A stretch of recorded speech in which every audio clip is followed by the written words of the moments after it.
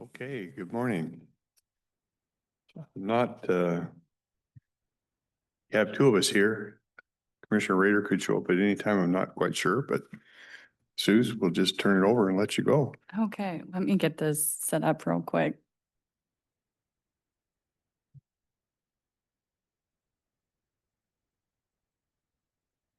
Okay, so Susie Moon, Finance Manager. Today we have Juvenile with us. We have intergovernmental revenue of 1,000, and so far they haven't brought in any revenue under that category.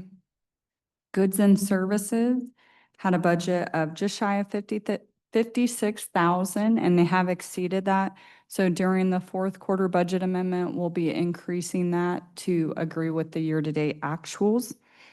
And that is made up of room and board charges.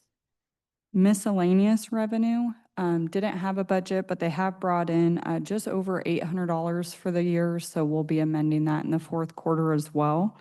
The room and board, is that what we charge like Wokai come and, yeah, okay. Other financing sources has a budget of just shy of 33,000 and so far hasn't recorded any revenue for that category. That is going to be a transfer in of ARPA dollars that was approved during the third quarter budget amendment. So they are part of the general fund, so their budgeted revenues are not going to equal their budgeted expenses.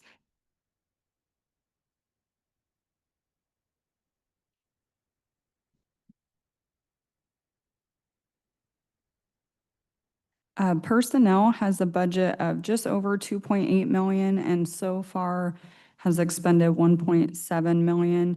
They have 27 3/4 FTE that are currently filled and then 2.5 FTE that are currently open.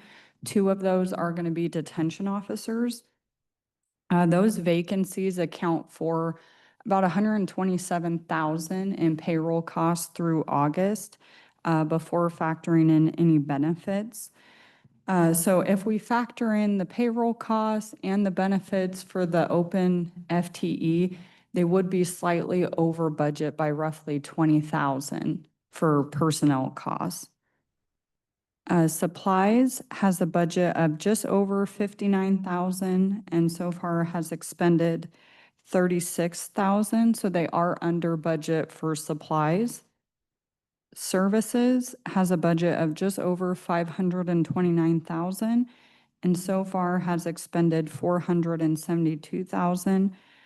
About 380,000 though are the internal service billings. So removing those, they would be significantly under budget. Yeah. So that's it for juvenile detention. Our next department is going to be probation. Intergovernmental revenue had a budget of 406,000 and so far has brought in 268,000. So they are right on target for that revenue category. It looks like 203,000 is made up of state grant funding. Goods and Is that ongoing, George? Is something you apply for every year? Okay. Goods and services has a budget of $200 and so far hasn't brought in any revenue for that category so far this year. Miscellaneous revenue has a budget of 226,000 and so far has brought in 160,000.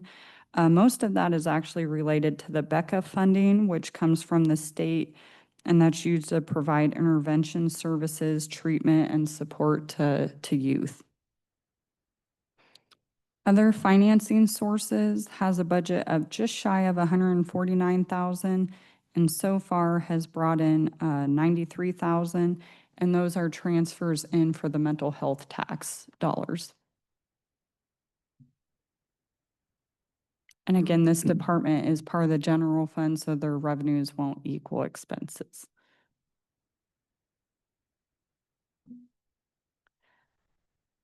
This department has 13 filled FTE and 2 current openings.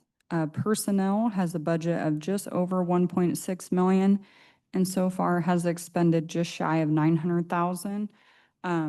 They are under budget for this category even after factoring in the 2 vacancies.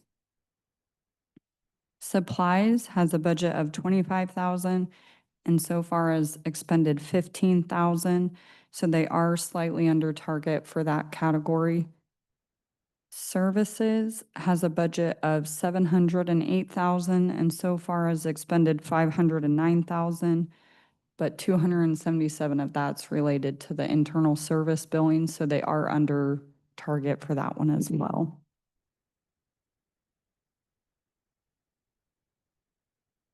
And that's all I have for probation. The department's here if you have any operational questions. You gave us actually, I got a couple things. I think we were talking about overtime usage the last time and you had a couple thoughts on that. I'd be interested in an update. So we did perform an audit of the department's payroll, including overtime. And we were able to verify our office along with the auditor's office that payroll was being paid out in accordance with the union agreement specific to overtime. So we didn't identify any discrepancies as part of that review. We have been trending overtime by month for 2025 compared to 2024, and we have broken it out by position. So that's the document that I provided to you, just shows the overtime for the month by position and what that looked like this year compared to 2024. The department has also provided a write-up. They have been analyzing their overtime as well. And they did provide some feedback on, we noticed there was an increase from April to May this year. And they did have to open up a third pod in May, as well as a third pod in August. And they've noted that in July, that's when a lot of their staff takes vacation. So that's why they've seen an increase in overtime in those 3 months when compared to 2024.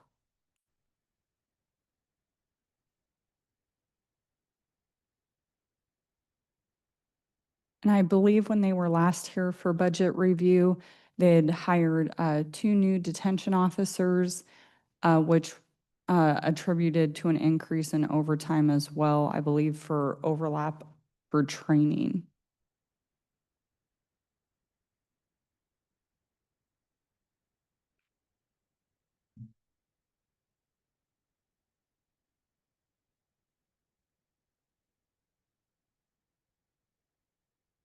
Don't know if I have a ton of questions. Kind of have to digest it here.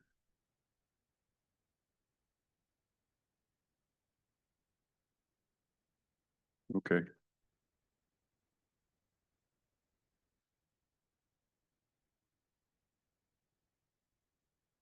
And I believe for the 2 openings, is there plans to fill those soon? I think I saw something in the write-up. Are you trying to fill those open positions? Second. Are you trying to fill the open positions you have right now? Yeah, we are always hiring, this whole year, we've been trying to hire for full-time and part-time staffing. So far this year, we started the year with 6 open positions. We have hired 6, but we've also had some resignations over the course of the year.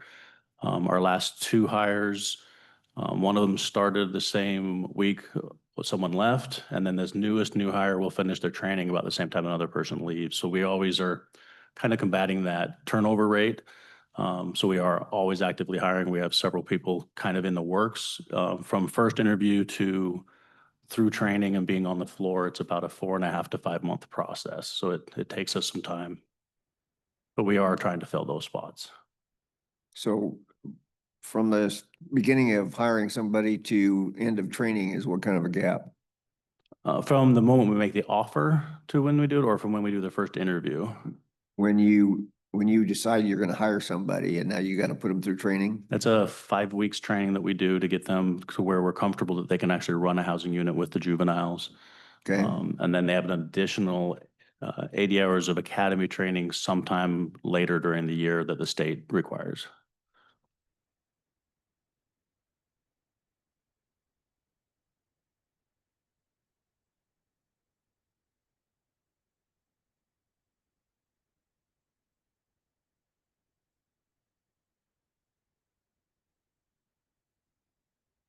Probably take some time and look this over, George. If I have any questions, I'll ship them your way. Or you tell me where to ship them. Good morning, Commissioners. George Moya, Juvenile Court Administrator. Yes, Commissioner Dodd, just take your time, and we prepared that document just to kind of give you an idea of the nature of a 24-hour business. Sure. We're at the mercy of our personnel, we're at the mercy of our population, and those things tend to be the drivers of the overtime. As Mike was explaining, when you have a vacancy, you have to set time to conduct interviews. So that also takes people off their job posts in order to participate in a panel, let's say, for example, as a panel.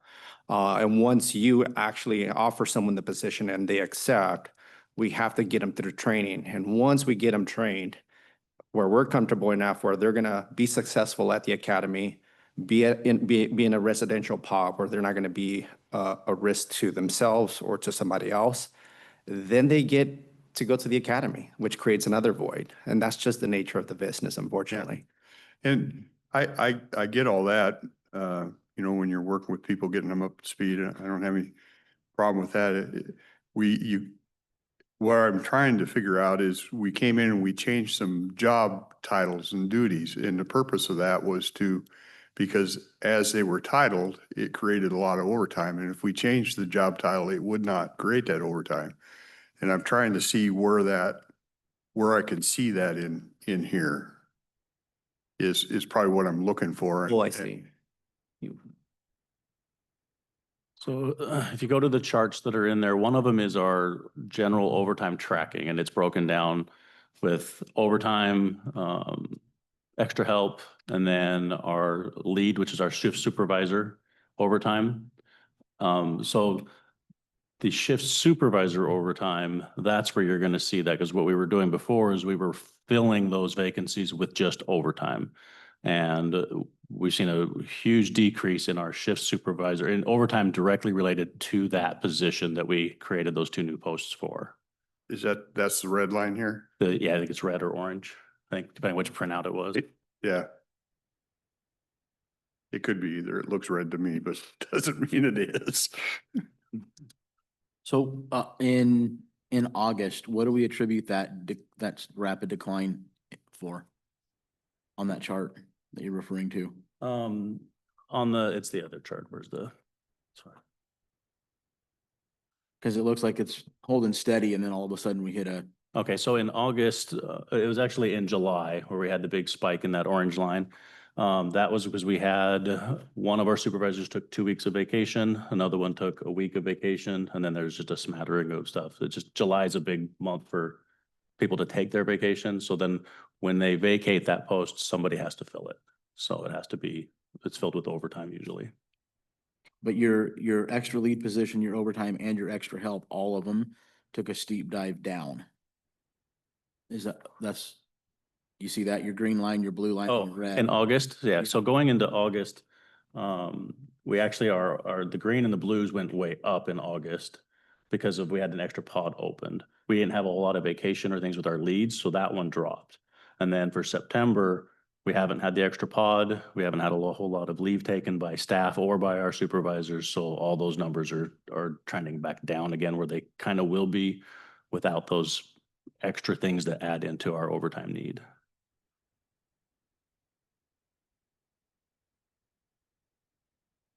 And then the September one it's through the 22nd, obviously, so. And is it still trending down the remainder of the year? It should be right around in that same kind of part where you can look at the lines where it kind of stays in that same between the 300 and 400 hours of usage for our extra help, and then a little bit higher for our overtime. It should trend right in that range just because of the open positions. The way we're staffed, we're 3/4 of an FTO short of even meeting our minimum staffing needs. So those hours are always going to be built in there, and then whatever leave is taken.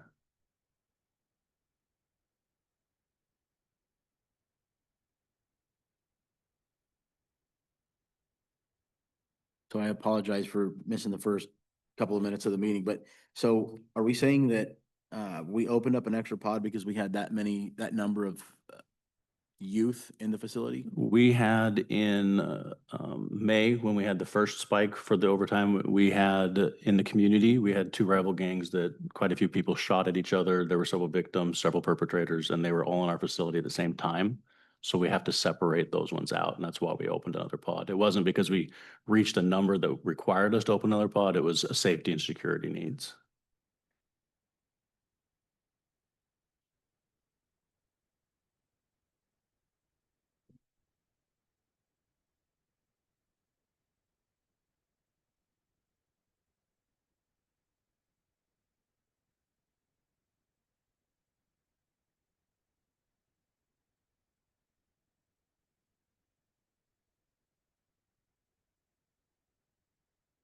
Okay. Like you said, we'll probably digest this some and I imagine if we have questions, we'll just ship them over to you, George. That'd be good. Okay, Sounds good. thank you. Thank you for your time. Thank you. Thank you. And that's all I have for you today. That's it. Okay.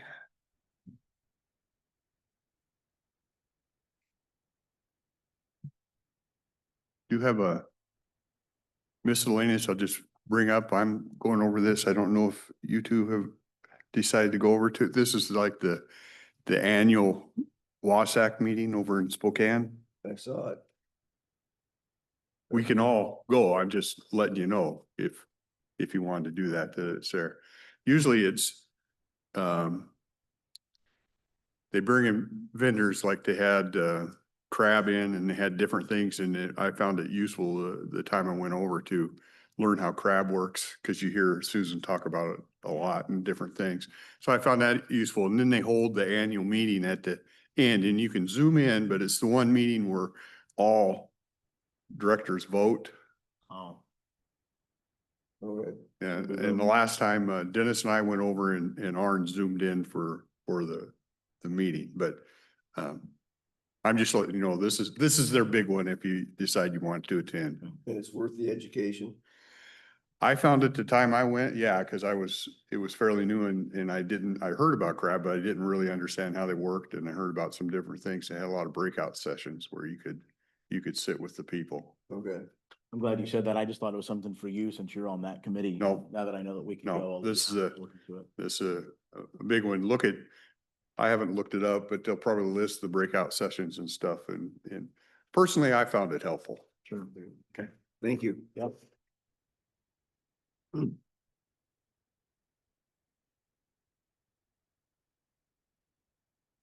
Anything else?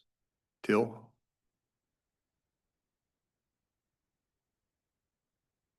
Looking through.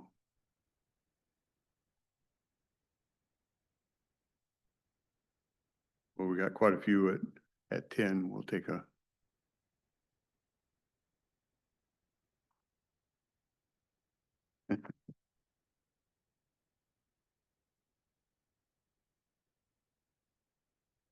You want to tackle the ones that are here?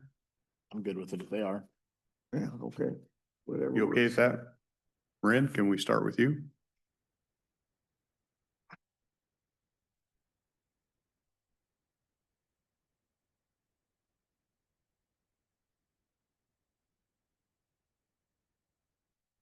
Good morning, Brent Fox, Director of Corrections. Tomorrow you have on the agenda a personal services agreement with Medico. As you know, we went out to bid for the inmate jail medical services this year. Due to some issues with NAFCare and the fact that they're not as profitable in the state of Washington due to continued litigation.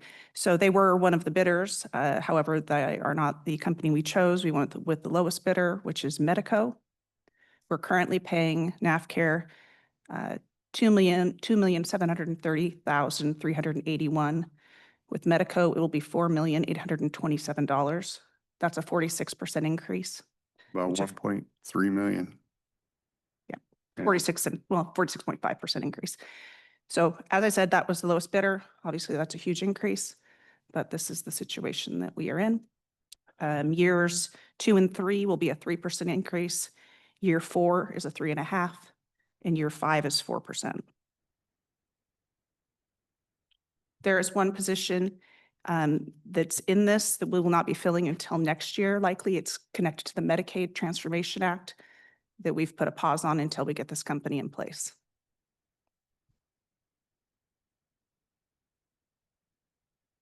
Marin, how long after we get them in place, we'll be able to implement that Medicaid program? We'll restart. We had begun, we just put a pause on it. So I believe we would go live in July of 26, Okay. once we get back on track. And do we already know what services we're gonna be able to bill Medicaid for and about what that number what it's gonna be per year? We don't know, but we will get information from other jurisdictions that have implemented. So we will be in a better position of knowing Okay. for sure, because quite a few agencies started July 1 of this year. So we'll have some data to pull. Okay. All right. Any other questions? Have they bid on other jails? Do you know if it's the contract we're signing is similar to what other counties are being saying?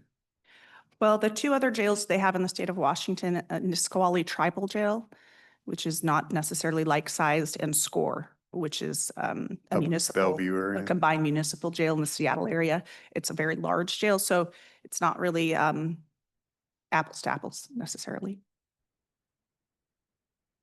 How close was the next bidder? Without having it in front of me, I want to say maybe at least 4.3. And I believe NAFCA was closer to 5. Was the other bidders' yearly increases similar to? I mean, did we look at the whole 5-year deal? Yes, yes.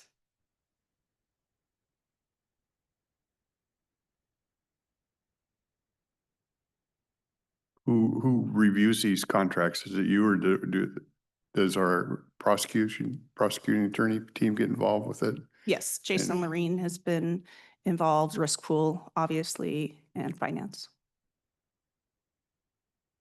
Just out of curiosity, this is the first time I've heard about it. Did we review these contracts? I don't remember seeing them.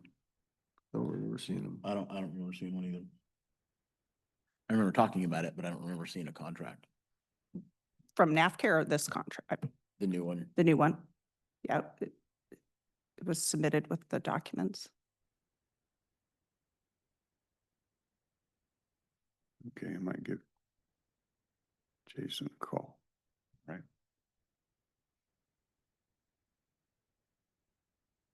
Okay, Thank you. gag.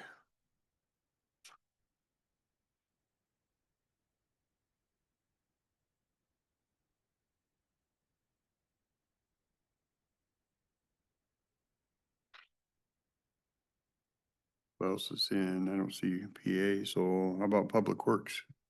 Can you talk about yours?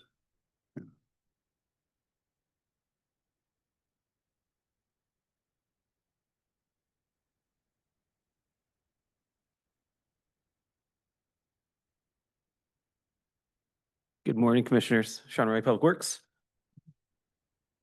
We have, I believe, 3 items on the agenda for tomorrow. I'm going to skip to the motion item first, item number 10. It's a bid award to Glacier Environmental Services. I apologize. For the headquarters landfill gas collection and control system for a total cost of $1,490,176.49. So this is really our first expansion into the vertical well system for the landfill. We currently have horizontal wells, which do kind of go bad over time after settling. They can get, leachate and other items can go wrong with it. This is for 20 new vertical wells being drilled in. They're 3 feet in diameter. On average, they're about 110 feet deep each, with the largest being about 150 feet deep. And we're putting in a little over 18,000 feet of piping as well. So it's quite a large expansion to the gas system itself. And then we have Roger Maurer here, our senior engineer on the project. If you have any questions on that. Do we use vertical wells over at Tenant? Is that vertical wells over there? Yes, we have, there are vertical wells that were put in after we, or I don't know, was it after or around the same time we closed the landfill at Tenant Way? So we have some history that shows us that these outlast the horizontal. That's correct. And as we expand and move around the landfill, we continue this expansion for vertical wells. It's really the industry standard for gas extraction for the long term. And these, we just use them to monitor what's coming up or what's in there. Yeah, so we're As actually, part of our environmental review, I'm assuming. Well, we need to combust all the landfill gas so it doesn't escape into the atmosphere. So all the I got methane you. and other Okay. gas constituents get burned in the flares. Okay, I got you. Thanks. So walk me through, what do the wells do? yeah. Specifically, what are they for? So the 3-foot diameter wells are drilled into the waste itself. Okay, There's I believe it's a 6-inch pipe going down the middle of it that's perforated. And there's a vacuum being applied to that well. And then, so outside that 6-inch pipe is a level of gravel that allows the landfill gas to be extracted from the landfill, captured by the gas management system, and then flared off at our flares, or possibly in the future for another purpose. and how deep is the well down the middle of it with the perforated pipe? Yeah, so the wells range depending on the area. The deepest one's 150 feet. On average, they're about 110. So there's a solid piece at the top that's about 30 feet in 30 height, feet. and which has a seal around it. And then everything below that will be perforated and using to extract the gas from the landfill itself. So is the pipe deeper than the landfill is? No, it's usually about 15 to 20 feet higher than the liner, Okay, but it's going to the bottom. And then within a few of these wells is a pump. So the pump will extract the leachate from the bottom and put that into our leachate management system. okay.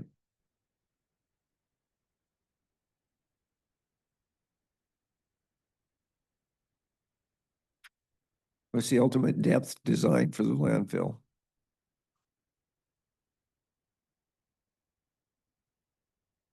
Do you know that kind of answer? Not offhand, no. No, depending on the area you're in, it's gonna vary significantly with the side slopes.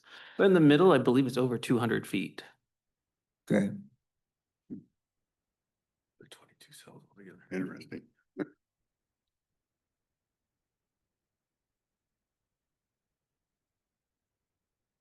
Okay. Interesting to learn about. Thank you. Oh, stay here for a second. Then we're gonna go back to the consent item. Number 2 is a request for proposal. It's also kind of in the same realm. This is for our landfill gas management services. So we've had this ongoing contract for a few years now. The vendor we've used has been around for quite some time, but the contract's come to an end and it's time to go back out and look for proposals on that side.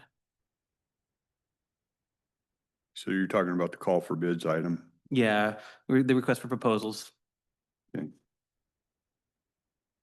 Seems like we have a lot of those coming up recently. It's that time going back out again. Any idea how long the last one's been there? I know quite some time, but Do you know? probably 5 years. The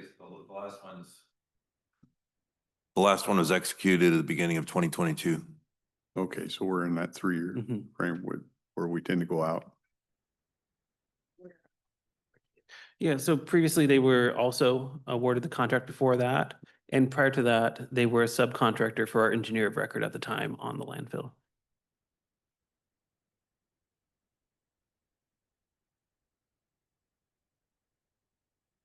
Do we get many bids for that?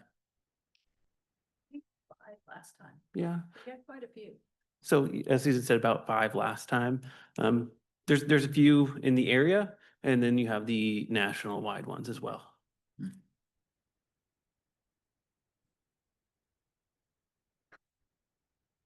What do you expect this will be? What was the last contract? What are we gonna pay? I know it's kind of a guesstimate, but I think that, yeah, Roger, I think the last one was about $1 million, and that included design for the vertical expansion we just talked about. Now, they do some of our annual reporting as well, or quarterlies and biannual reporting, or year-end, third-party verification, gas reporting. So there's a lot of different items in there. We're gonna have to look at the bids and see what comes back for hourly rates before we can really give you a good answer on that. But I would expect, you know, if I- a couple $100,000. I say that over the last 3 years, we've used their services million to two, I'd be in the ballpark. I'll have you a good answer this afternoon. Okay.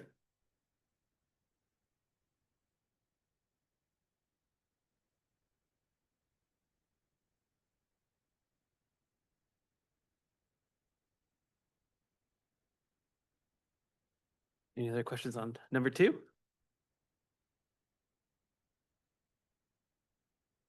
Okay. Come on, Ian.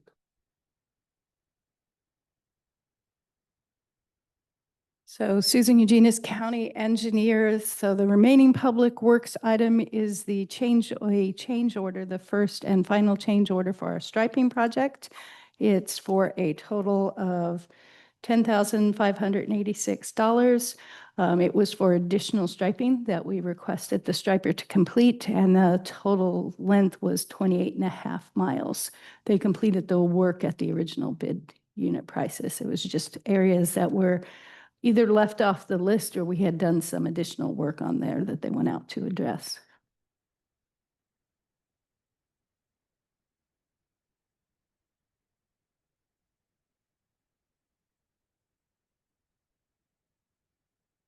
Previous conversations, I know this is a new vendor for us, and Yes. initial impressions were good. We liked what they were doing. I guess winter always tells the story better, but to this point, we've been happy with everything they've done. Yes, it looked much nicer this year. Yeah. Yes.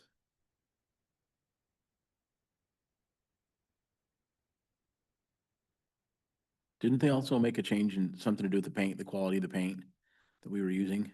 We didn't change the Or paint, did did they we? add something? No, it's the same as we always use. It's a waterborne paint and glass beads. Mhm. I think It's you were. for the you were- washdowns, yeah. were in, I think you were saying you felt like maybe they put more beads in it.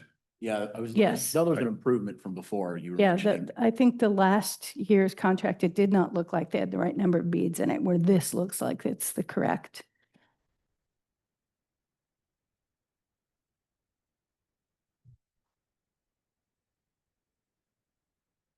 Good. Thank you. Thank you. Thank you.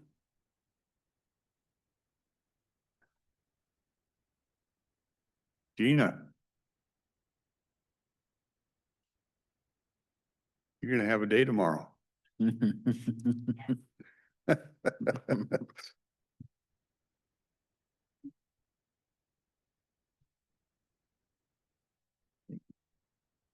Thank you.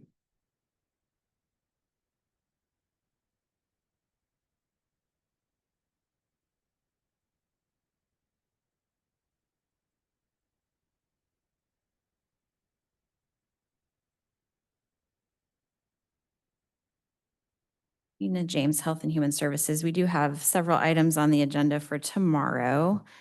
I'll start with both items. It's kind of two different of our program areas. One is housing homeless, the other is our developmental disabilities programs. In both cases, we have a state contract and a couple of pass-through contracts. So I'm going to start with the consolidated homeless grant on the agenda for tomorrow.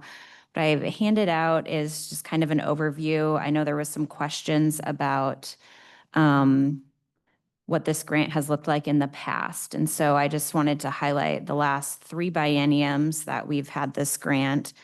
what the award was, which on the right-hand side, you can see the award as that gray dotted line, and what we utilized from the grant period. And then just some data points about the individuals served. Historically, this funding has been primarily housing and essential needs funding, which is a partnership with the state. It's a state program, and we get involved with this grant for the housing component of that program to help individuals maintain their housing while they're going through a process with the state determining if they're able to go back to work or return to work, depending on what has happened in their situation. So what we've seen, as you can tell in the last biennium, the July 23 to June of 25, there was some additional funding awarded through the legislature. And this grant is a combination of state general funds as well as document recording fees that we collect locally. They go to the state and then they get returned back to us in this grant. So it's a combination of those two things. So in the last biennium, we had some additional funding awarded, and we started using the grant in a little bit different ways. So we started funding our coordinated entry contracts with the grant, as well as some other programs or one-time funding that we did with some of our community partners. We had a grant with Family Promise that we were able to bill to this grant instead of using our local document recording fees and that type of thing. We also started seeing the eviction prevention funding, which was the last large increase to the document recording fees. It was a $100 increase that started coming back to us in this grant. It was specific for eviction prevention. And that's when we started partnering with the Community Mediation Center, doing some of their work with conflict resolution between landlords and tenants and mediation and that type of work.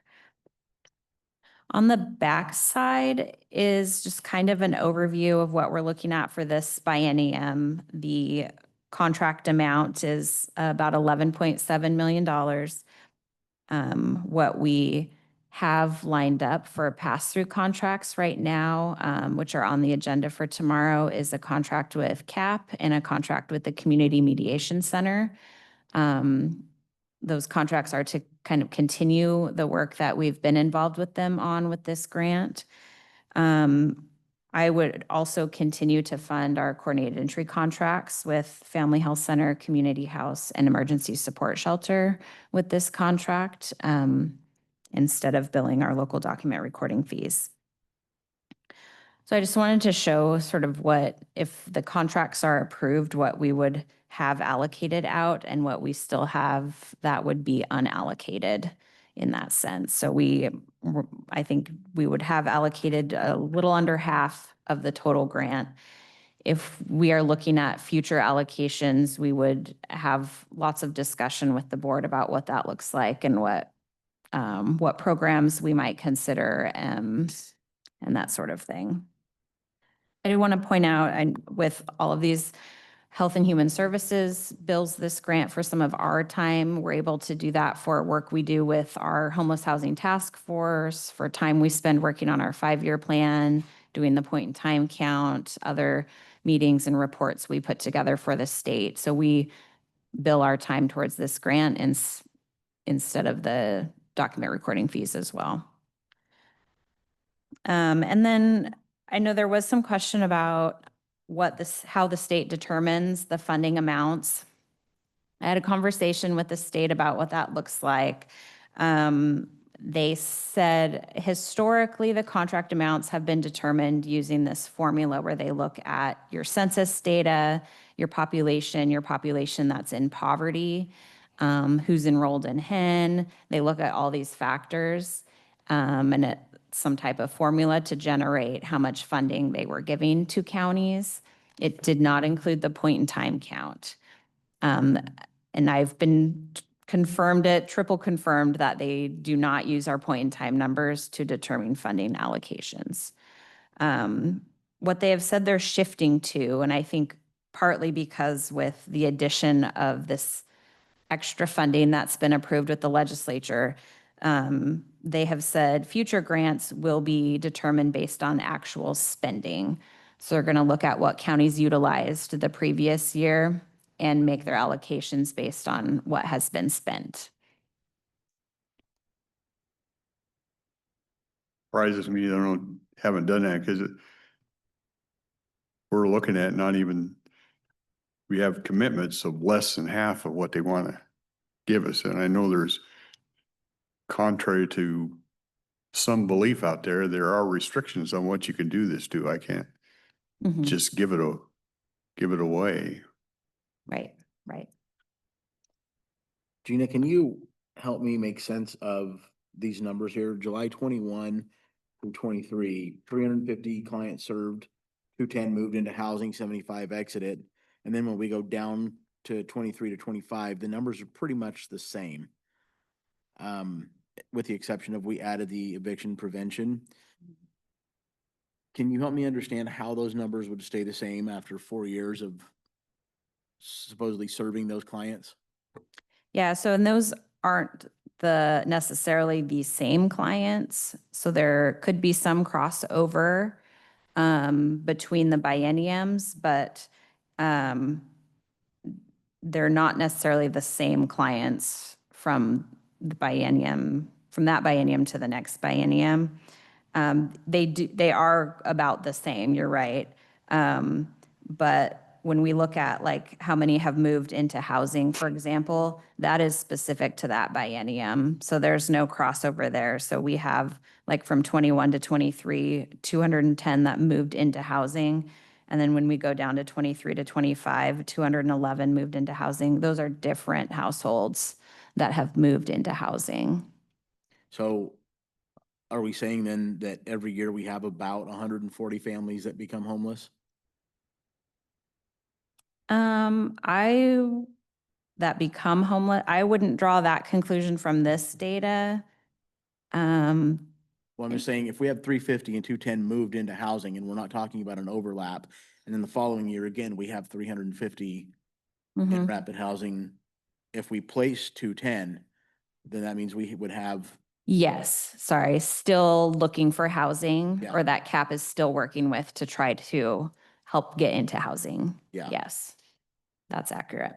So is it fair to say that from July 1921 time period to 4 years later, we're spending twice as much money and got damn near equal results? So, we started out with 219. I think so, if you want my. there has been more. What I will say too is part of this, a lot of this funding, as I said, the majority of it is typically for HIN individuals, and we are in that program paying rent for individuals. So one factor in here to consider too is how much rent has increased over the years, because that makes the cost of serving the same amount of individuals go up. And that, so But they're Rent didn't double in 4 years. Yes, it went up for damn sure, but it didn't double. So the eviction prevention that started in 23, Mhm. If you add those two numbers together, that's how many people we prevented from becoming homeless, if I understand that correctly. Is that right? Yes, and that could be, the 115 is likely duplicative with the 686 because they often start doing that mediation or that conflict resolution with individuals first. So they would be counted in that number. If they then move on to receive like the financial assistance piece, that's counted as the 115. That makes So the sense? 115 probably is included in that. then. Yeah, yep. Okay. Yeah, because they've likely received one of those services. And they have to in order to be eligible for the financial piece of the eviction prevention.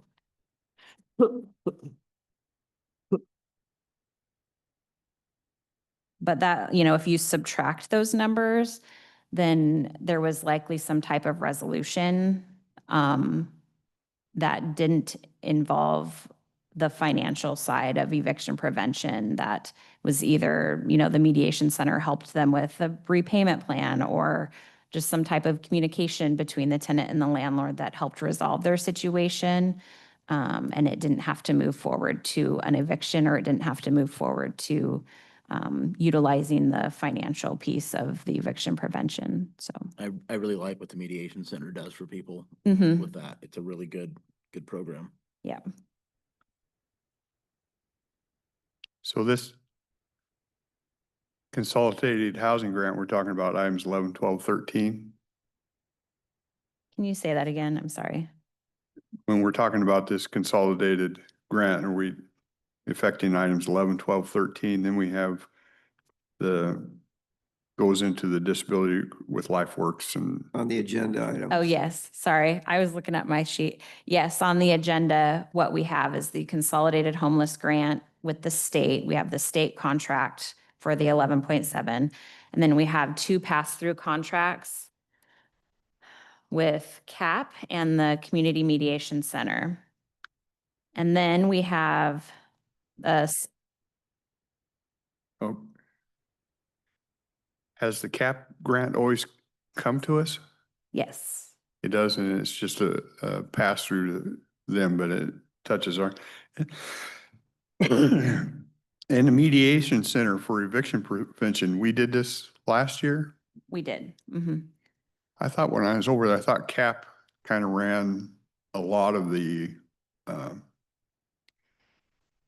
is this just for, okay, maybe this is just for the mediation services.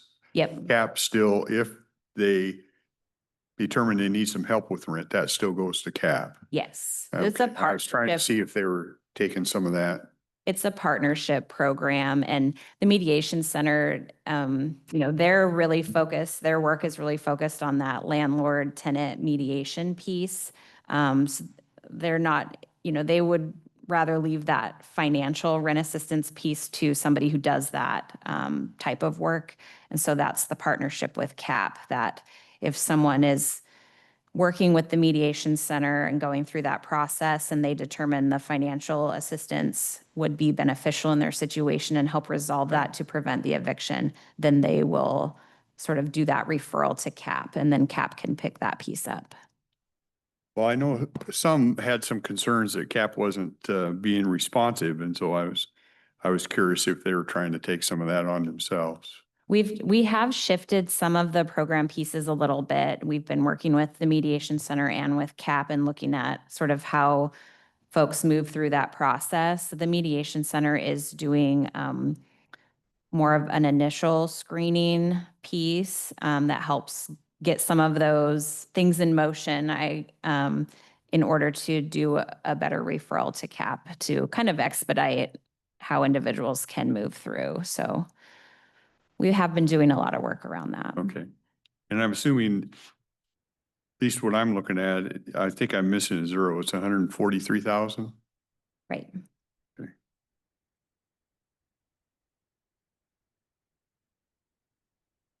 Gina, to Chairman Dahl's point about the service from CAP, when we receive grants, there's usually strings attached. Mhm. Is there anything that we can do with, and you may not know this may be a legal question, but when we issue these grants and extend them, is there anything we can do that has like a service requirement that says you need to meet certain requirements with regards to service, finance, bookkeeping, you need to come and show the commissioners how many people you're actually helping, that type of thing? Yes, we can ask them to come and give a program update anytime. We do a financial review with them, with everyone we contract with, and do that monitoring piece with the agencies.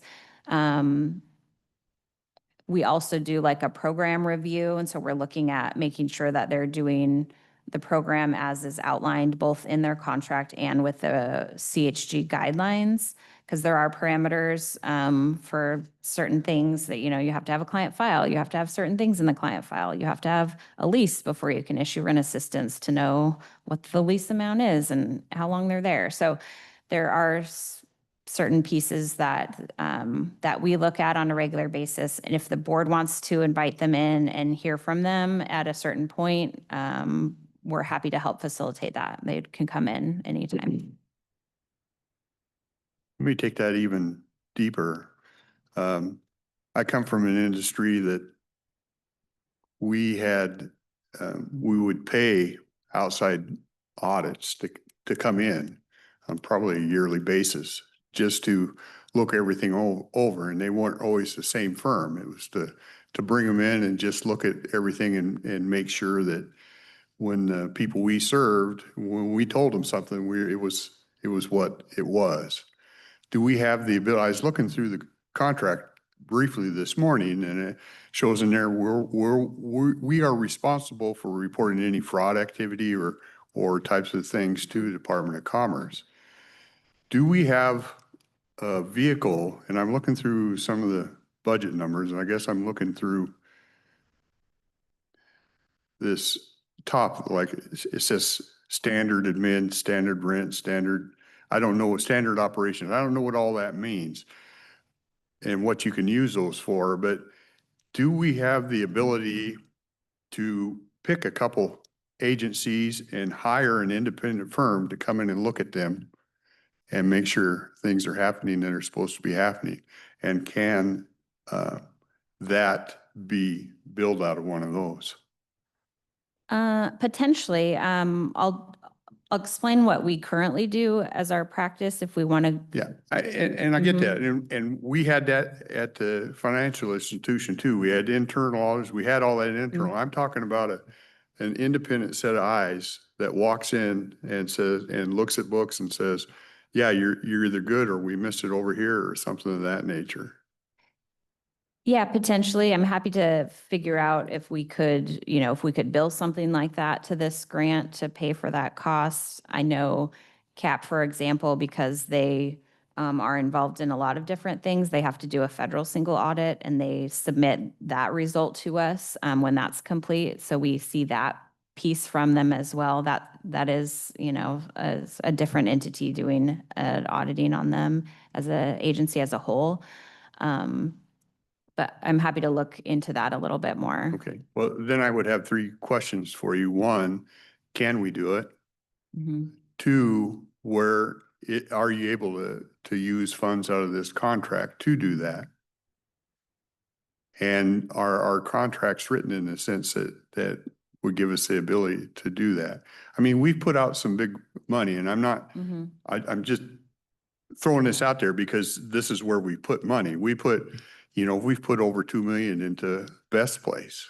Well, if I was in my financial institution, I'd like to know that went where it's supposed to go. I mean, we would do that. And I'm not picking on Best Place. It's just one that comes to mind that we've put in a lot of money. We put a lot of money into Hoswell projects and Campus Towers and stuff like that. And I think it's, at least in my mind, it's prudent that every once in a while we go out and I can tell the public, yeah, we had an independent audit, and in these funds that we did, they went and they acted like they were supposed to act.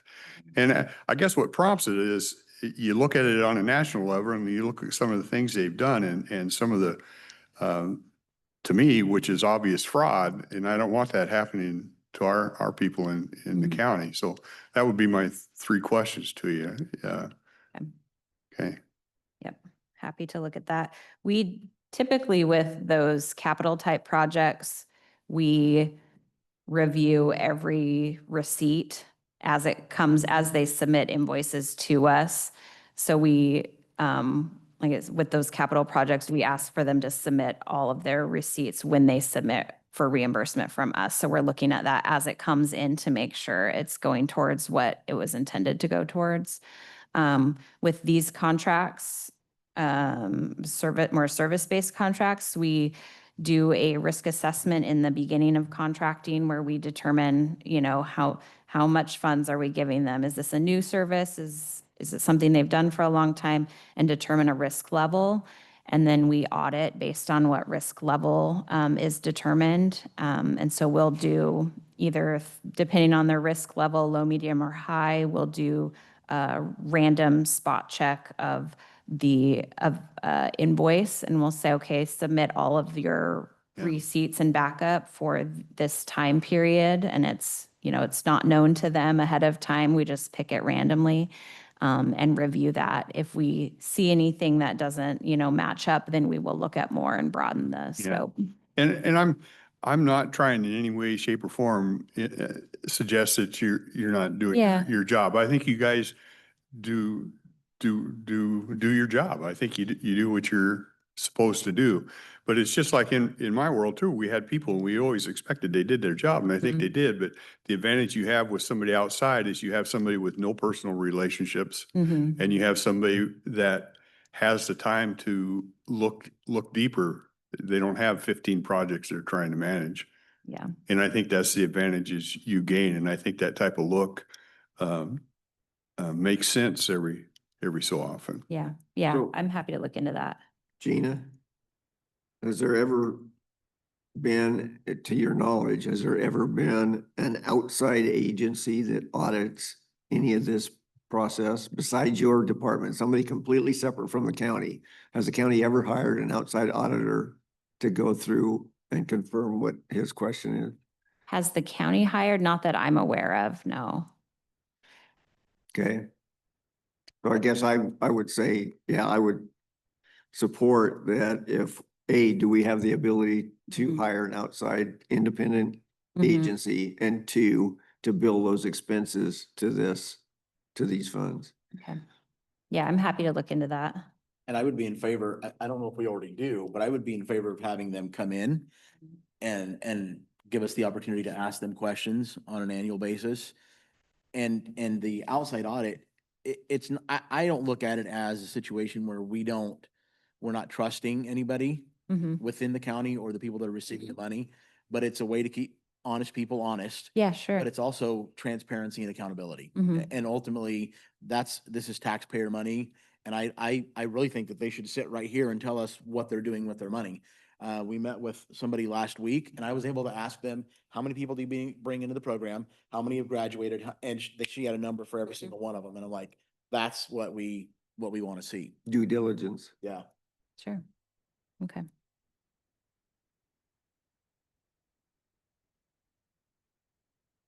And I appreciate these numbers. I kind of asked for that, what we've been granted and spent, so. I didn't, what, on the, and I don't even know if you know this, 23, 25, what was Habitat that I know we've given Habitat, but I thought we gave out a dock fees for a project, so this was a little different. We used a combination in that Oh, when we contracted, yeah. Just So, all involves that property they were, yeah, some getting of it house- was for that Gotcha. project and some of it was for some rehab work. Yeah. okay. We used a gotcha. combination. Yeah. In this category of unallocated funds, Mm-hmm. are there specific things that we can itemize and say, these are things that we can put that money towards? Or what the Yes. restrictions are that we can't use it for? Yes, there are lots of discussion to be had if we want to look at those remaining funds. There is some budget categories coming in that are included in the contract. And we could certainly schedule a work session if you'd like. We have had a couple of requests that came to us. And so I sort of have some ideas in my brain from partners that have approached us in terms of utilizing this funding for different things. So we could certainly set up a workshop and kind of look at what it can be used for, what we have, and what potential projects we could support in the community if we want to do that. Yeah. I'm always happy to do that. The caution I have is I know that the state puts parameters on how you use that. And my personal belief is that the state sucks at doing this. They've spent, and I gave you numbers before, they've spent over $5 billion on this complex. And all it's done is put us at number 3 in growth and number 1 in chronic homelessness. And so somebody coming to me wanting money to do the same things that I see are creating the problem, not fixing the problem, is going to be a tough sell. I'm just being upfront with you. Yeah, yeah. And if, If somebody comes with something new and wants to try it and we can get it through, yeah, I'm not afraid of new. yeah. I'm Yeah, just afraid of doing the same old stuff that's proven to be a failure. Keep feeding the same old problem. Yeah. yeah. If I had any legislative ask, it would be that this grant not come with all of the, Yeah, that they The give some string. leeways to the counties to do something that each county can be unique in how right, they handle them and the problems they have. And you have no ability to adjust to fit what your specific needs are. right. And what the public sees is you got this money, why aren't you handing it out? Well, I'm Mhm. just not, it's still taxpayer money. I'm just not going to hand it out for failed programs. Yeah. Did you ever get any feedback from the state on why the monies that originally went to City of Longview all of a sudden came to us? Why they allocated that differently? No, I think they're just trying to streamline their internal contracting processes. So trying to do less of these one-off contracts for them, and they're trying to consolidate it all into this contract. That's my understanding. Okay. Jeannie, you do great work and I've told you that before. And I think you got the pulse on this thing. Tomorrow, there's been a couple articles out I'm hearing, so it might be a little boisterous. And Yeah. I'm just kind of giving you a heads up. Yep, I anticipate that as well. Yep. Yeah, so, any other questions on the Consolidated Homeless Grant before tomorrow? I just appreciate all the work you've done on it. I see the work you put into this kind of stuff on the task force, and you do a great job, to echo Commissioner Chairman Dawes. Thank you. And like, I think I've told all of you, if we need to do something different or in a different way, let me know, because we're happy to do that. We also, as I mentioned, aside from CHG, have developmental disabilities contracts on the agenda tomorrow. We have the state contract along with 3 pass-through contracts. 3 pass-through contracts.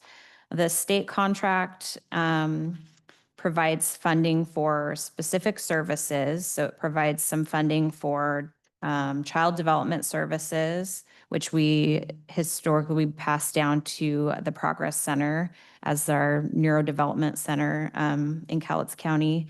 It also provides funding for adult employment and day programs. These are our services that help individuals with a developmental disability to become employed in the community, which is a really neat thing. We are still hovering around 84% employed, which is really great, and have about 53 businesses that have hired individuals with a disability in our community. So really love that program. Love to be a part of it because it's just a really neat to see and hear about individuals working in the community and earning their own wage. A lot of us like to support that. So we have that contract on the agenda. And like I said, as well as a couple pass-throughs. So what we have for the pass-throughs tomorrow is the Progress Center, Compass Career Solutions, and LifeWorks. We have 2 more that will come at a future date, Goodwill and Employers Overload. They weren't quite ready for tomorrow, so we'll have them at a future meeting. So not anybody, but anybody that works in this field has the ability to work with you and try to put a contract together. We're not exclusionary to LifeWorks or any of these. No, I think they do a good job. I'm just making a point. Yeah, we actually have an RFQ that's posted year-round on our website. So at any point, a provider could inquire about becoming contracted with us for these services. Yep. And we do see that occasionally. I think Employers Overload is our most recent, and we have one more that has inquired. So we have to go through and look at their, to make sure that they meet the qualifications that the state has set forth and look at our budget and what that looks like. So, Yeah. I personally know a couple kids in this program. One is a neighbor of mine and one that was a son of a gal I worked with a long time, and they like having the opportunity to be out there. mhm. I mean, they don't want to just be shut in their home. Yeah. They want to be productive. So.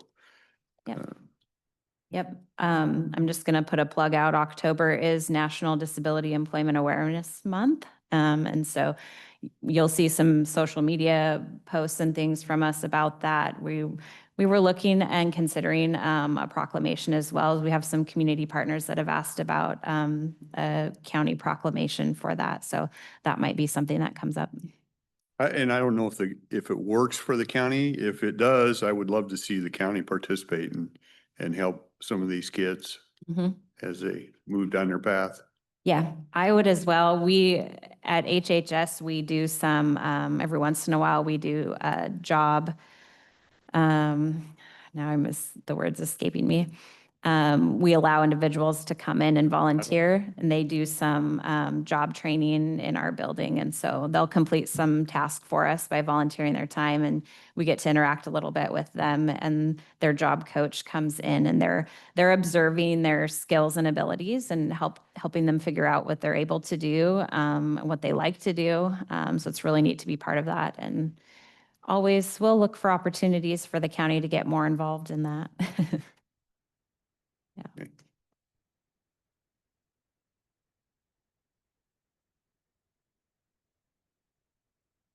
Okay, Else? as always, thank you. Okay, thank you. Maybe bring candy tomorrow. Candy, For Commissioner Farrell. candy, popcorn No, and he'll inhale it. I'm thinking of. for the audience. Yeah. Thank you. Thanks.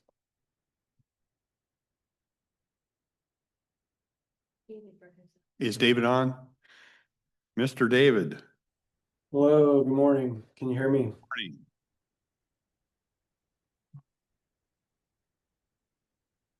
Is yours the call for a public hearing? No? No, mine's the special DPA agreement with Seabrist Busta James. Special prosecuting attorney.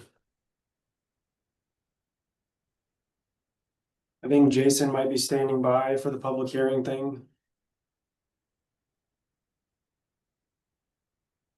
Okay, yeah.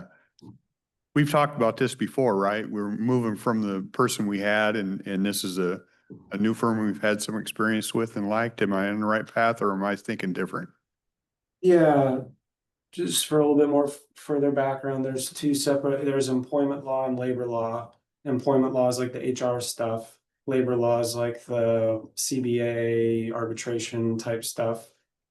Okay. Before we had the agreement, it was like a week or two ago with Elena Bundy. And that was about employment law, where we're going in a different direction there. And she's originally based out of Bellingham, very affordable rate. You guys signed that agreement.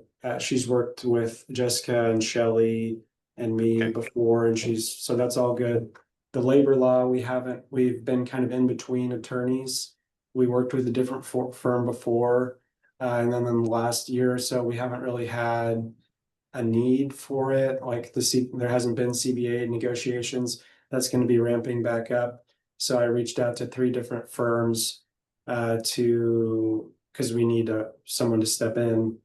And we've typically outsourced that type of work to avoid conflicts with our other clientele who are obviously on the other end of the bargaining table often. And we found Seabrist Busta James as the best option. They are charging a government discount rate. They're the ones who are in Clallam County right now. They've worked with the elected prosecutor there. Done a good job. The main primary guy is Matt Lynch.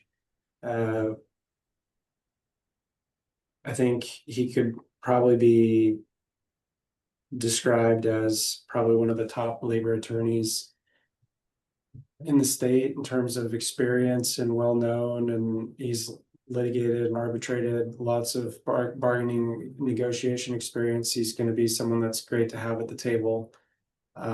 So I don't know if you had specific questions about the contract or anything, but that's kind of the big picture. Okay, so if I describe it tomorrow as, if we get into a situation where working a labor case would be a conflict of interest, we go to this group, would that be accurate? Well, they're gonna be doing the like labor negotiations and if there's an arbitration. So they're gonna be handling all the labor matters. Okay, And they work in conjunction with our office, like we'll oversee it, but they're gonna be handling it. So they're gonna be working with Jessica for the labor negotiations and then if there's an arbitration that needs to happen out of one of the unions, they would handle it. okay.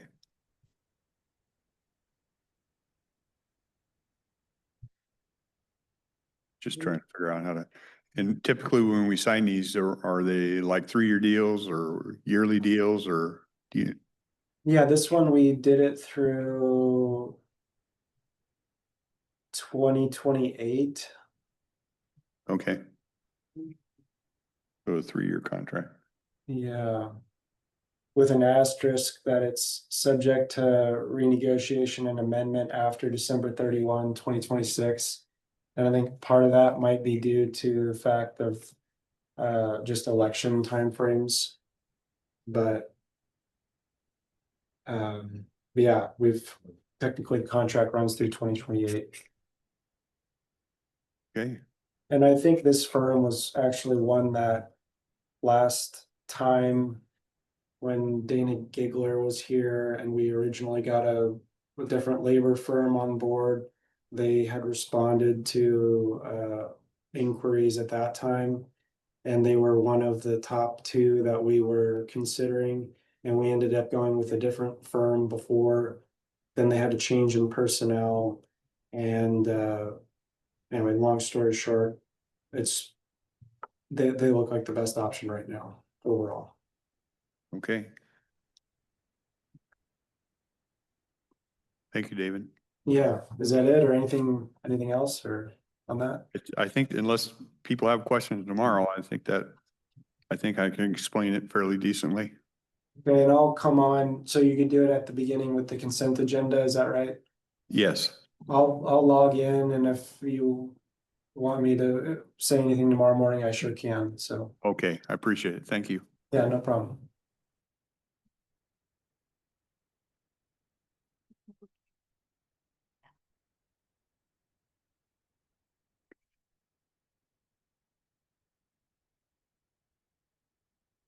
That one's pretty simple, right? We've discussed that and you just have to have a public hearing to, Yeah, Kathy Funk Baxter, Finance Director.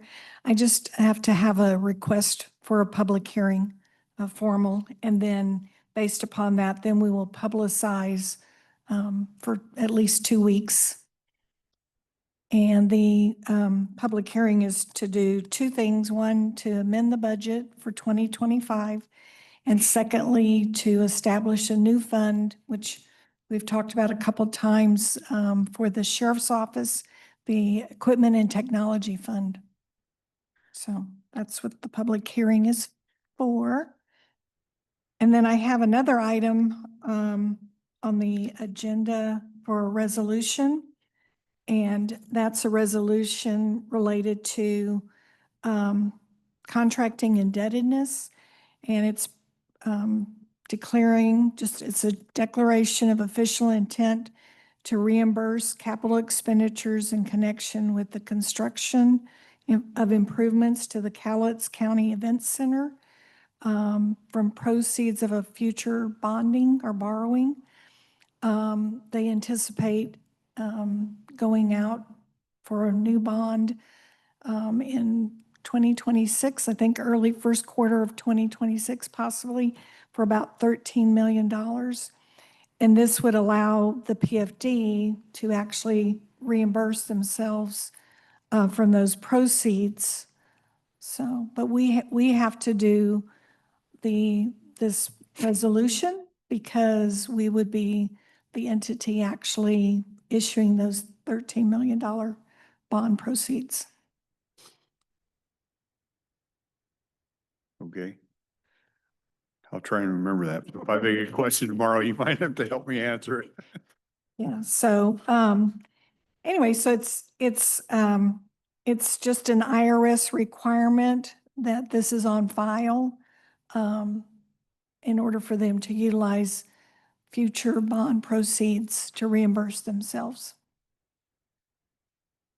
Is that gonna impact our rating?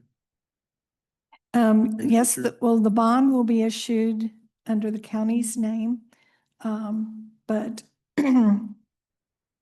yeah, so it'd be part of the county's borrowing capacity.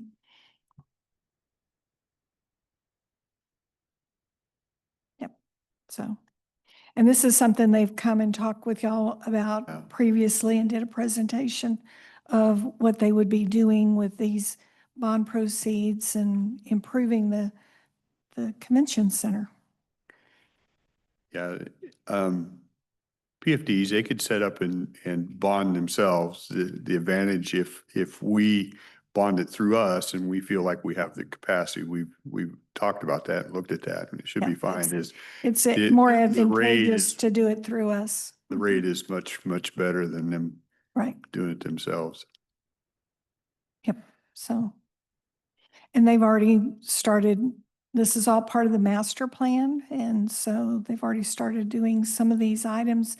So time is of the essence, in order to hit this window. There's like a 60-day window. So anyway, so that's why we're hurrying and trying to get this on the agenda. And this has been, this resolution comes to us from our bond counsel, and so it's been reviewed, and it's a document that they've signed off on.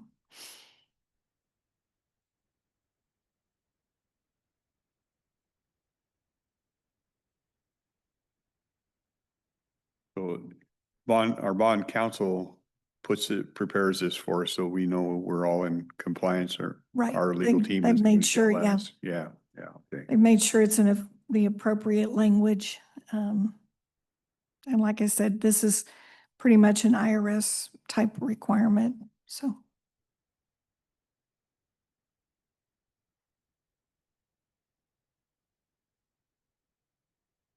Okay, Okay, thank you. thank you.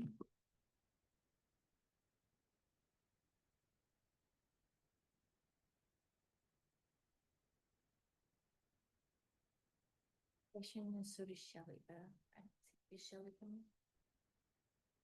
Shelley? An executive session. Is Jessica running this, or is it? Okay, so, but Carolyn, you have an executive? I guess just agree. Okay, okay. So if we can go ahead and take it, Jessica, if you're good, yeah, yeah.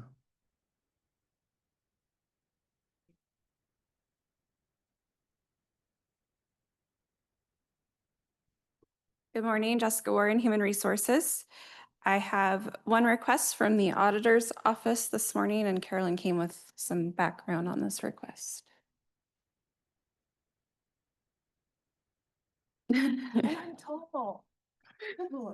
Okay, there you go.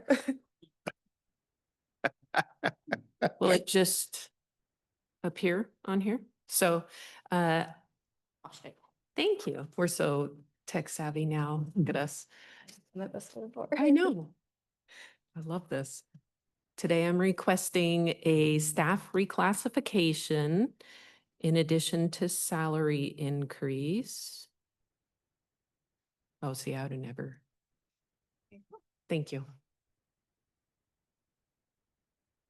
So this request has two parts. This would be reclassifying staff from deputy auditor to licensing and recording specialist, and also providing a 5% salary increase once staff achieve two things: 2 years of service and complete their recording certification.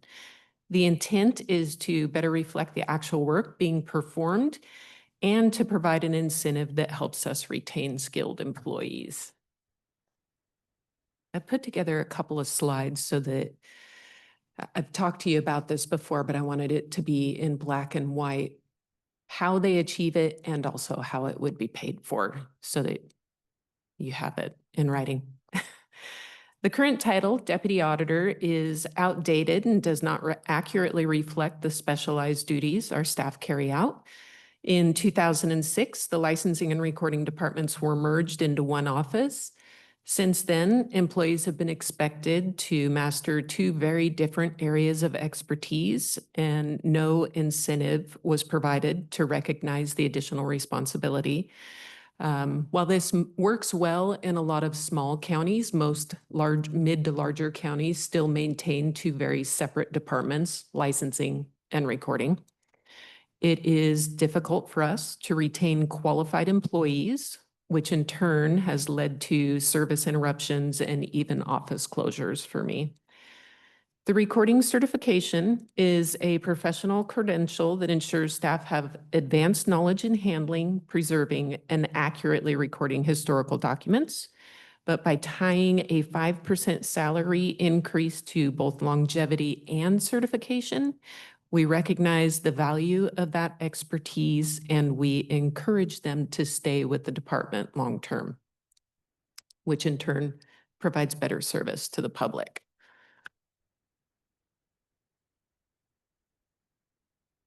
So the best part, the 5% increase would be paid entirely from the auditor's O&M fund. This fund is restricted. Its primary purpose is to support the preservation of historical documents and to provide for the auditor's office recording software system, along with maintenance and replacement costs. Our current fund balance is more than sufficient to support both our system needs and the modest salary increase tied to certification. So to summarize, the request has no impact on the general fund. The O&M fund is dedicated to exactly this type of work, ensuring the accuracy and preservation of public records. By using it for certification incentives, we're both following the intent of the fund and strengthening our office's ability to serve the public without interruption. You have any questions for me?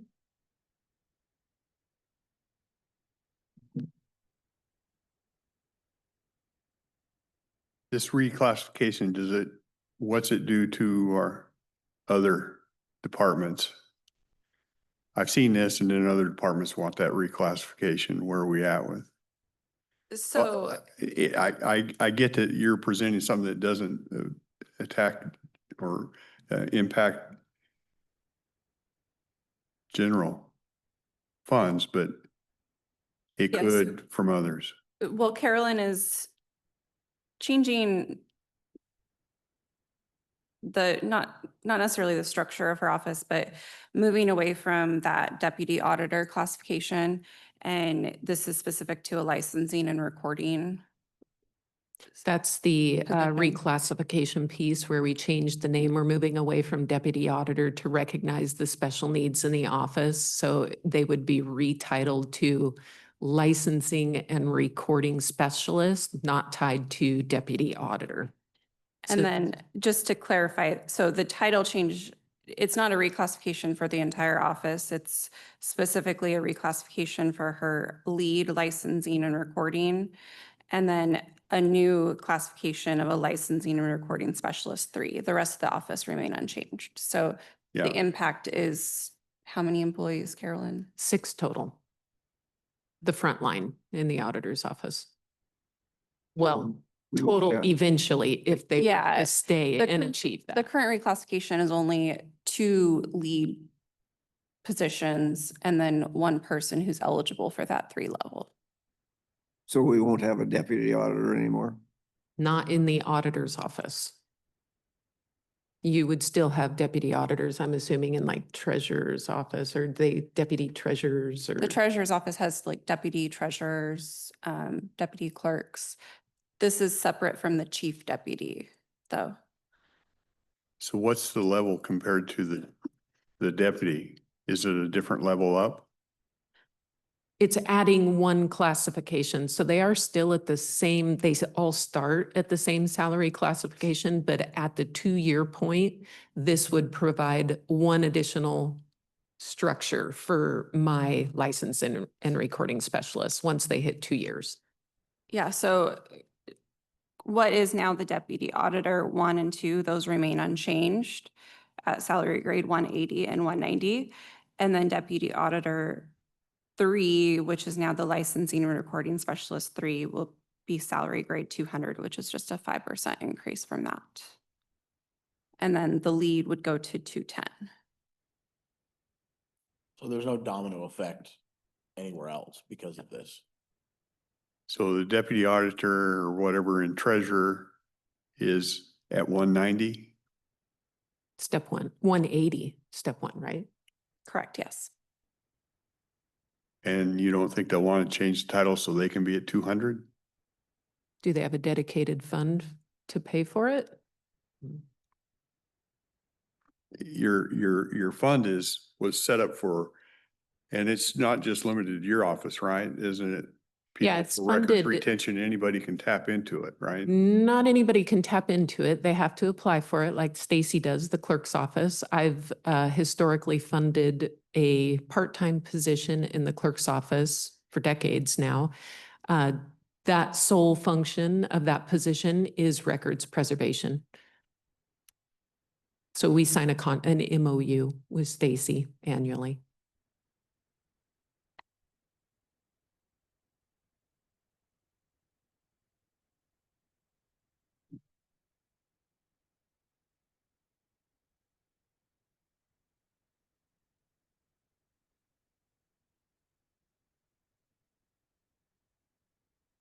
I know it's a difficult decision during difficult budget times.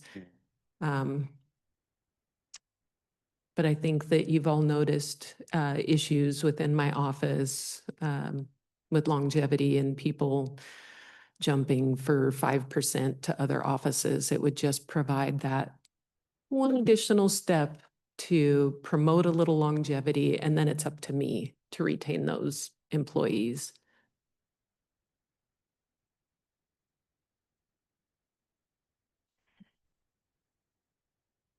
Trying to figure out why it isn't part of the budget process, so other departments could look at it and I know, I'm not comfortable that it's not gonna create problems other areas, just to be honest with you, I'm not comfortable. It's a convoluted process. I've restructured prior to this. We didn't have a deputy auditor 1 and 2. So that structure that was set up, it's still an unclear process as to how that works. We have to sort of get your green light unofficially ahead of time to even work with the union. And then we work with the union and then we come back, and it's kind of a long and confusing process. By the time we get back here, I couldn't align with budget timelines to know.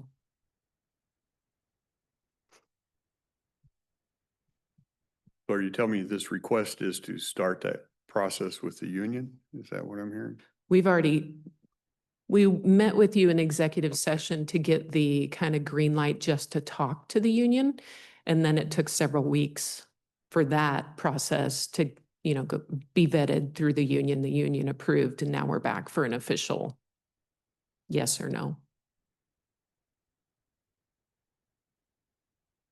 So all the groundwork's done to this point.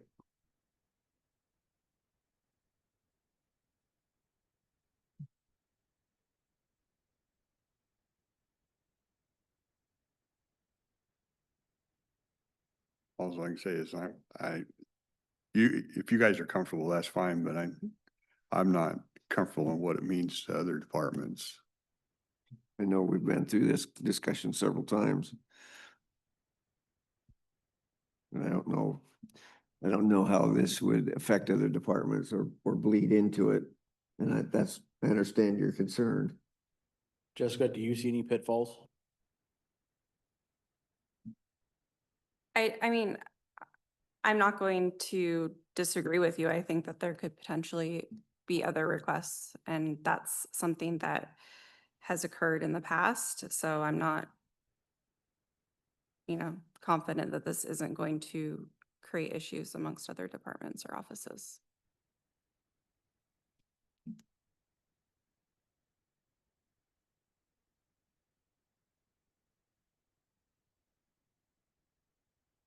Is there an easy answer to contain this so it doesn't bleed over to any other departments? Well, it is tied to certification. First of all, it's tied to 2 years and certification. So the fact that other deputies were reclassed in the first place and treated as the same when they don't have a certification is not, not my expertise, but that's how I would justify it. Both my licensing and recording divisions require it, so maybe if there are certifications tied to it, then yes. I mean, they do have already the deputy auditor or deputy treasurer, deputy clerk, whatever, 1 and 2, and their own requirements, but that's all up to you.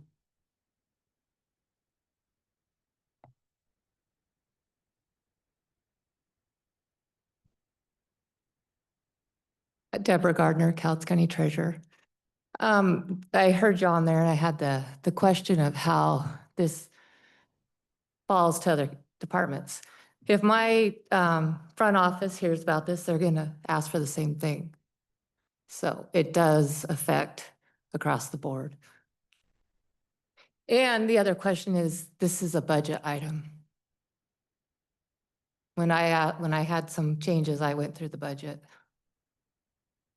So I'm curious why that's not going through budget.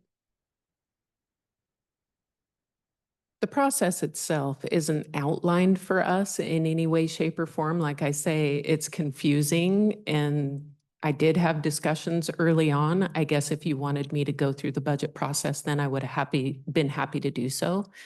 But like I say, it's kind of a lot of back and forth communication and vetting through the union, and then getting the word back from Jessica. So it was just a timing issue and communication issue. It's not that I'm avoiding the budget process at all.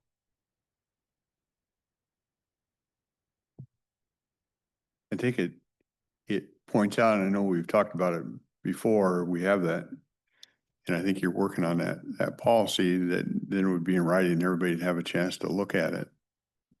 Yeah, so I'm working on updating that policy, and I hope to have a draft for Kathy to review as well. And then I'm hoping that we can implement that policy effective for 2026 for how we make our requests. We have a form that we've been working on and trying to get to a more standardized process for that. I have a suggestion.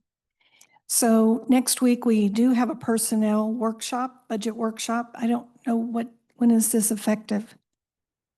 This is the request. Okay, so we could add this to our next week's personnel workshop, add this particular item. And that way it's included in the budget process.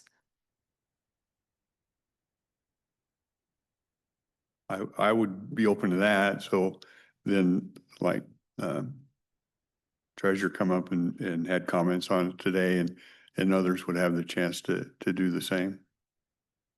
Yes, and actually treasurer's on our personnel item, clerk's office is in the personnel item, so that they would be present at the same time, so that might be beneficial. That would help me, just me personally.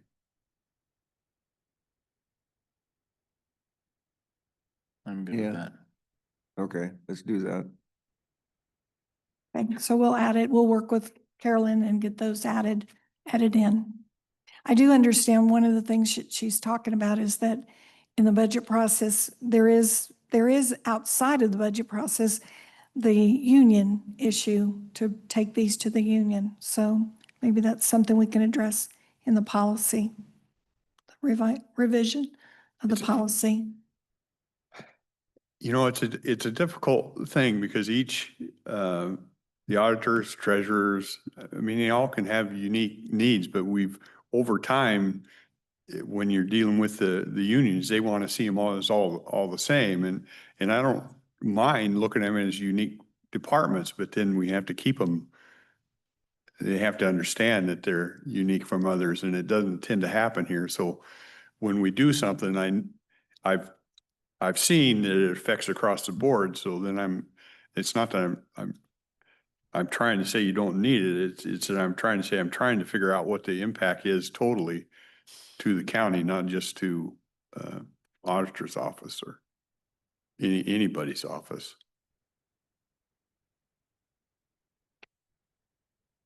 Okay, So we'll we'll add that one with the other items for next week's personnel workshop. okay. Thank you. Thank you.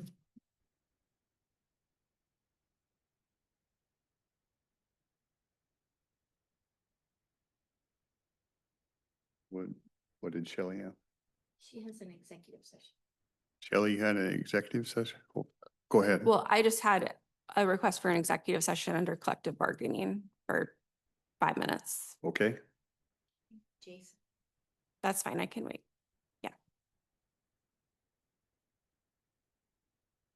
okay, executive session, collective bargaining, 5 minutes, and this is separate?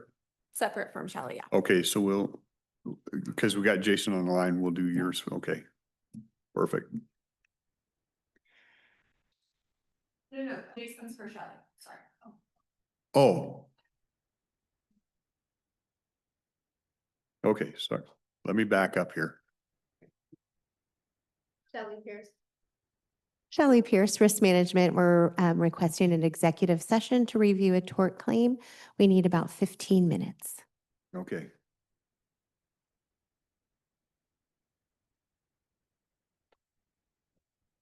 I hear you. Okay, we'll go to executive session, reviewing litigation, 15 minutes. Okay. The board is extending the executive session an additional 5 minutes until 11 a.m. The board is extending the executive session an additional 5 minutes until 11:05.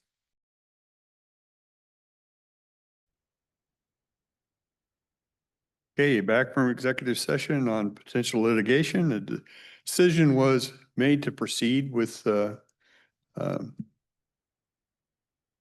action as we typically do.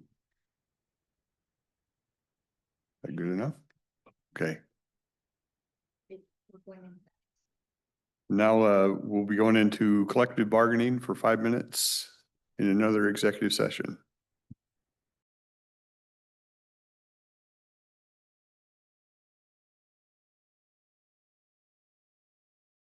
The board is extending the executive session for a period of 5 minutes until 11 or 11:15 a.m.